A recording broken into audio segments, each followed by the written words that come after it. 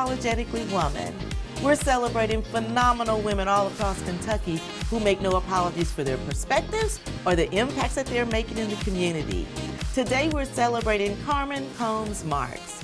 Carmen is a wife, a mom, and the Substance Use Intervention Coordinator for the City of Lexington. Unapologetically Woman, Carmen Combs Marks, that's you. Congratulations. Thank you so much. Thank you so much. Well, I'm so glad to be able to celebrate you today. So tell me, you're from Hazard, Kentucky. Yes, ma'am. I'm from the big city of Hazard, Kentucky. What was it like growing up in Hazard? Well, I was there a very short time, thanks to my parents. I was there until I was 10 years old. So I was born and there until I was 10, and then we moved here. It was different. It was small. You didn't see a lot of people that looked like us. And those that did look like us were, of course, our family. Family. Yeah. So it was very trying at times. I actually, being 46 years old, I can remember a time when I went to a school that was, I guess you would kind of say it was segregated, the school system. I remember my elementary school was Roy G. Elementary School. And I remember there was an elementary school in my day called Walkertown, and a lot of the housing projects and were in Walkertown. And I had friends that lived there that could not go to Walkertown. They actually lived across the street from the school, and they could not attend because they were African American. So I remember in 4th grade, before I moved, they actually integrated the elementary school. That was their way of calling it a middle school. And they actually integrated they just weren't upfront with it and saying this is what we're doing? No, because I can remember my friends' parents being in the news fighting so that they could go to Walkertown Elementary. It was just right outside of their doorstep, but they still had to get on a bus and go across the town to another elementary school. So that was very convenient that those were the days of middle school and that kind of thing, changing those grade levels to different schools. But in my eyes, especially once I got to Lexington, I was able to see wow, where did I just come from? My friends that were white were treated differently as well because they were friends with us. And so it was just a lot, not really realizing kind of the environment that you were growing up in.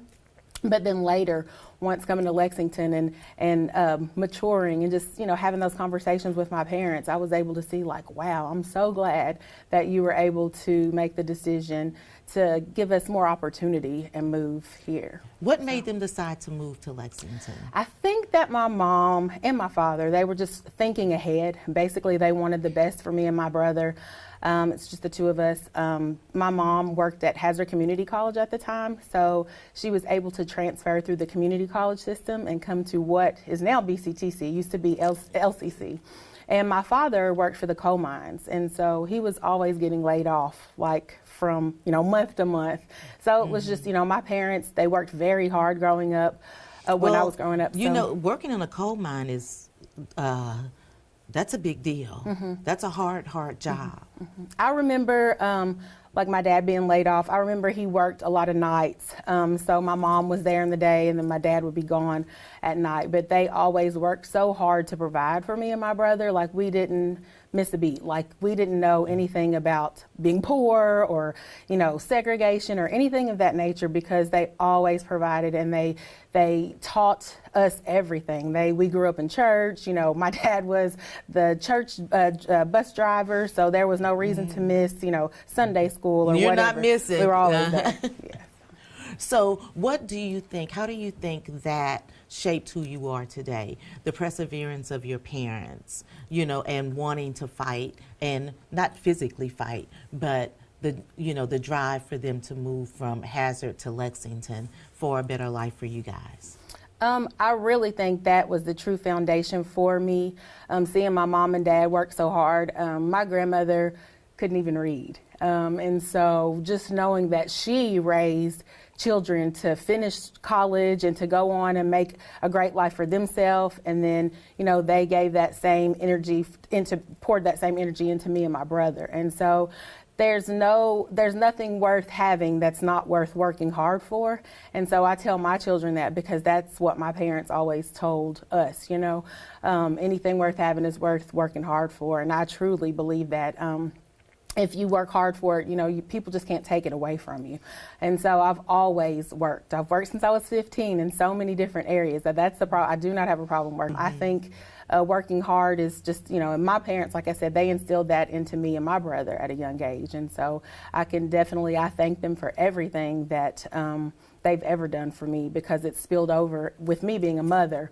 I have to make sure that I'm teaching those same values to my children. What do your parents, when they see you doing all of the things that you're doing, what do your parents think about you? What do you think they think about you? My mom, just before this time, she's like, good luck, I wish you the best. And, you know, so is my dad. And he cracks me up because right now I'm the substance use coordinator for the city. And so I've been on TV a few times, and he's like, oh, I see you now running for mayor. And I'm like, no, Dad, that's not me. But they have all the confidence in the world that I can do and will be whatever it is that I want to be, even at my age. There's nothing too good, nothing too hard for me and for my brother. They're the same. Well, but you know what? We can do hard things. We can absolutely do hard things, but to know that your parents are over there cheering for you, and they're probably mom's probably looking at her watch right now saying, is the taping over? Yeah, when is she gonna call me? Yeah, that's definitely my mom. And my dad too. A lot of people say I'm a lot like my mom, and I definitely take that as a compliment. She's done great things in the community, working at BCTC and multiculturalism and affairs, and just I hear her today, and people that come up to me today talking about, hey, you look like this lady I know, and I'm like, who would that be? And they're like, Charlene Walker. And I'm like, oh, really? Because that's my mom. That's my mom. Yeah, and so it's a lot of her students that she's had in the past, and so I can definitely say that I'm very proud to call her my mom, and now, you know, at 46, I can call her my friend. Like I always tell my children, you know, I'm not your friend. I'm not your little friend. Yeah, you know, I'm your mama first. But I think when you, you know, get some age on you, that your parents become, you know, your friends. It does change a bit. So tell me, you have 2 children. Tell me about them. I do. I have 2 children of my own and 3 stepchildren. My children, Camden and Caden. I had Camden, I was a single mother with Camden, so he definitely, both of them hold a special place in my heart.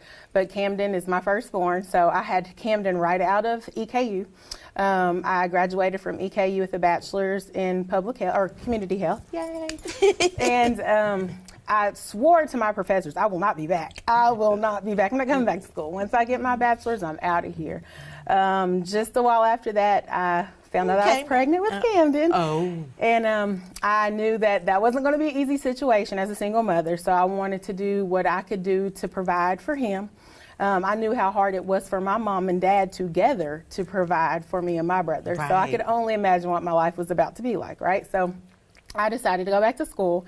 At that time, I'd moved to Louisville, and my brother went to U of L, and so he decided he wanted a roommate. Well, I didn't know, you know, that I was going to be pregnant in a few months. But I went to be his roommate, and I started my career in Louisville. So I actually started there at a place called JDAC, Jefferson Alcohol and Drug Abuse Center. But ultimately, I wanted to work at the health department, and eventually my goal was to work at the CDC. But later, I was pregnant with Camden, so I had to go back to school. So I called my professor and said, I'm coming back to get my master's in public health.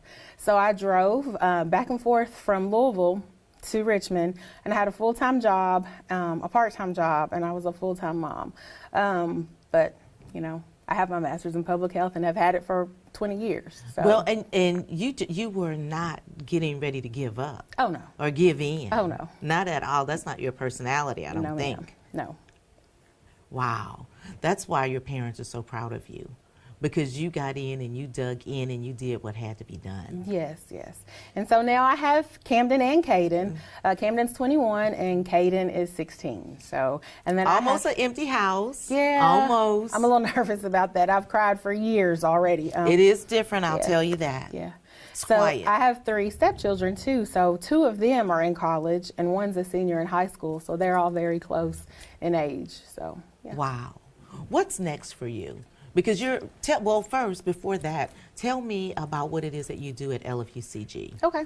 So I am the Substance Use Disorder Intervention Coordinator. And with that, I just run programming to increase the awareness of substance use in our community, to provide resources and support for those fighting the substance use battle, this opioid battle for sure that we're dealing with. Right. Yeah, so it's crazy out there. You know, so many things are just, you know, there's fentanyl in so many things, not just, you know, cocaine, but even in weed. And so just to provide that education that, you know, let's, you know, abstain from drug use. What is it that you're really trying to cure or heal? Are there underlying issues, especially in the African American community? I think there's a lot of mental health issues, and people try to self-medicate. Like, I just wish people would understand that it's okay not to be okay. Like, you don't have to turn to drugs. There are so many other resources and counseling and things that you could do to figure out what you're battling and don't start drug use. So with my job, you know, it's very important to grow the partnerships, to be transparent with what's going on. And we also, one of our programs that we have provides funding so that we can distribute Narcan throughout our community. That's so important. Yes, yes. That is so important.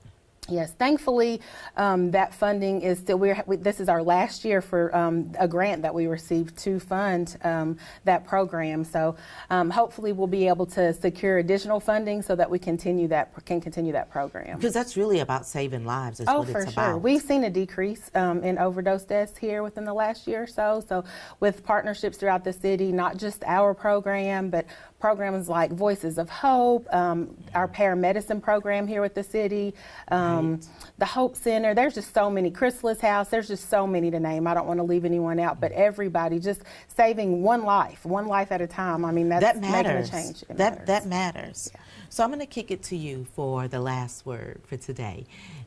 For young girls or young women that's looking at you and thinking, gosh, I'd like to do something like what she does. What kind of advice would you give them? I would say do what you love what you do, be resilient. Don't take no for an answer. If you want to do it, you can do it. You can achieve whatever it is. And I would say keep God first, stay prayed up, and be unapologetic. Congratulations. Thank you. You guys, there's nothing for me to recap on what Carmen just said. Continue to watch as we celebrate other phenomenal women just like Carmen who are making strides in our community. I'll talk to you soon on Unapologetically Woman.